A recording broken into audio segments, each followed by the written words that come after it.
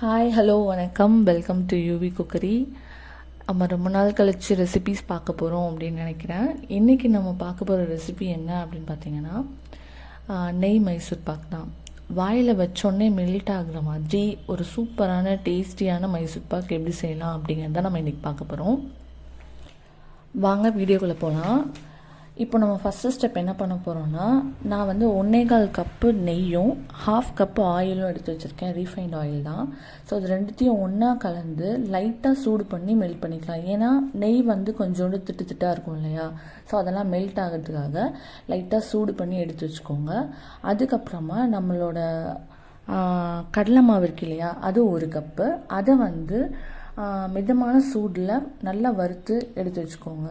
So இது ரெண்டுத்தையும் எடுத்து வச்சுட்டு நம்ம என்ன பண்ண போகிறோன்னா, அந்த கீ ப்ளஸ் ஆயில் ரெண்டுத்தையும் ஒன்றா கலந்துருந்தோம் இல்லையா, அதில் வந்து 1/2 குவான்டிட்டி எடுத்து அது கூட இந்த கடல மாவை சேர்த்து இந்த மாதிரி கொஞ்சம் கூட லம்ஸே இல்லாமல் கலந்து எடுத்துக்க போகிறோம். அது கூடவே 1/4 கப் மில்க் பவுடர் எடுத்திருக்கேன். அதையும் அந்த கடல மாவு நெய் கூட சேர்த்து லம்ஸ் இல்லாமல் கலந்து விட்டுக்கோங்க. அந்த ப்ராசஸ் முடிஞ்சோடனே அதை ஓரமாக வச்சுட்டு ஒரு பெரிய இரும்பு சட்டியோ இல்லை நான்ஸ்டிக் தவா அந்த மாதிரி எடுத்துட்டு நம்ம வந்து சுகர் சேர்த்துக்க போகிறோம். 1.25 கப் சுகர் சேர்த்துட்டு 3/4 கப்பு வந்து நம்ம வாட்டர் கலந்துக்க போகிறோம். கலந்துட்டு இந்த மாதிரி 2 கம்பி பதம் வர வரைக்கும் அதை கொதிக்க விடுங்க. கையில் எடுத்து பார்த்தீங்கன்னா 2 கம்பி பதம் வரும். ஸோ அந்த மாதிரி ஸ்டேஜில் நம்ம என்ன பண்ண போகிறோம்னா, நம்ம கலந்து வச்சுருக்க மில்க் பவுடர், கடல மாவு, நெய் இருக்கு இல்லையா, அந்த மிக்ஸை வந்து இதில் ஊற்றி இந்த மாதிரி கைவிடாமல் கலந்து விட்டுட்டே இருக்கணும். ஸோ நம்ம ஆயிலும் கீயும் எடுத்து வச்சுருந்த பாதி குவான்டிட்டியில் தான் அதை கலந்தோம் இல்லையா, மிச்ச பாதி குவான்டிட்டியை ஒரு 6 டைம்ஸ் போல் நான் கொஞ்சம் கொஞ்சமாக கலந்து இந்த மாதிரி கிண்டி விட்டுருக்கேன். கை விட்டுறவே கூடாது, மீடியம் ஃப்ளேமில் தான் இருக்கணும். ஸோ அந்த மாதிரி இருக்கும்போது அது வந்து அந்த கீயை வந்து அப்சார்ப் பண்ணிகிட்டே இருக்கும் அந்த பேட்டர். ஸோ அதை வந்து நீங்கள் எந்த அளவுக்கு கேப் விட்டு அந்த ஆயிலை வந்து 2 மினிட்ஸ் இல்லை 1 மினிட்ஸ் ஒன்ஸ் வந்து அந்த ஆயிலை நம்ம விட்டு இந்த மாதிரி கிளறி கொடுத்துட்டே இருக்கணும்.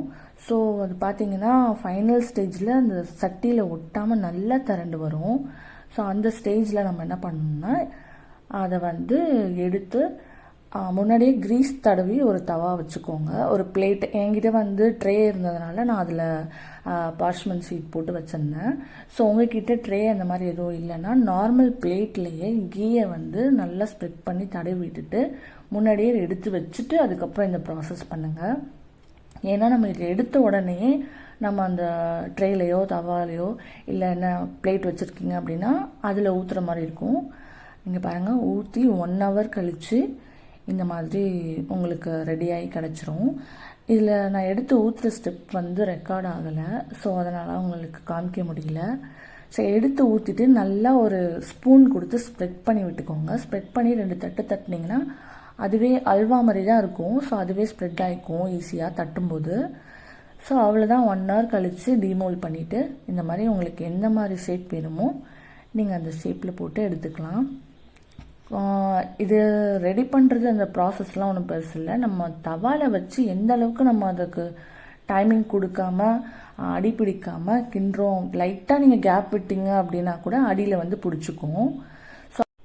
ஸோ இது பார்த்திங்கன்னா ஆல்மோஸ்ட் 1 kg கிட்ட மைசூர் பாக் வரும்.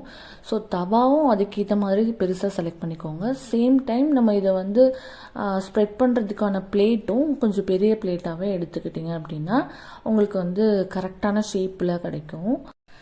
ஸோ அவ்வளோதாங்க, நம்மளோட ரொம்ப டேஸ்டியான மெல்ட் இன் மவுத் அப்படிங்கிற மாதிரி ஒரு சூப்பரான மைசூர் பாக் ரெடி ஆகிடுச்சு. நீங்களும் வீட்டில் செஞ்சு பார்த்துட்டு உங்கள் ஃபீட்பேக் ஷேர் பண்ணுங்கள். தேங்க்யூ ஃபார் வாட்சிங்.